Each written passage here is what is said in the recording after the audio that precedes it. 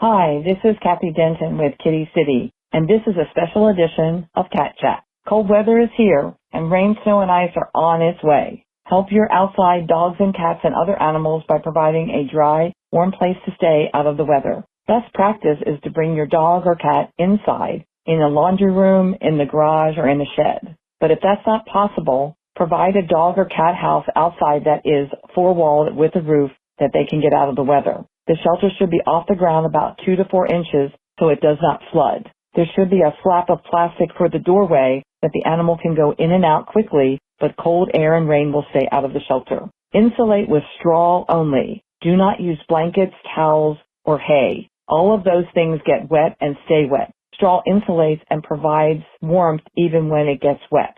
Make sure there's a roof that's waterproof on top of the shelter. You can add additional waterproofing with a tarp over top of the entire structure. Place food and water close by the shelter or inside the shelter. If it has to be outside, make sure that the food does not freeze, and the water, if it has a layer of ice, break the ice every morning. Make sure the animal has access to food and water. If you place the food and water outside the shelter, make sure that you break the ice on the water dish every day so the animal has access to fresh water.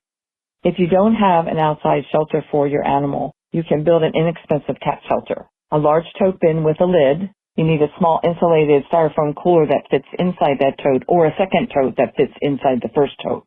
You need straw, not hay, to insulate between either the two totes or the tote and the insulated cooler. Take a round flower pot and use it as a stencil to draw a circle to make a hole through both totes or the tote and the cooler. Cut out the bottom of the flower pot and insert it into the structure that makes an opening for the cat to go in and out.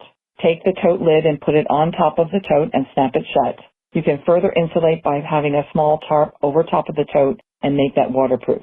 Place this shelter in a place that gives a little bit of protection from wind and weather, and also is a little bit camouflaged, say at the edge of a shed, underneath some trees, on your porch, next to the wall. That would give the tote a little bit of protection besides being insulated. Our animals depend on us to keep them safe. And with snow, rain, and ice coming in the next couple of days, we want to keep them warm and dry. This is Kathy Denton with Kitty City and a special edition of Cat Chat. Help keep our animals dry and healthy with this impending weather. Kitty City and you, no one loves them better.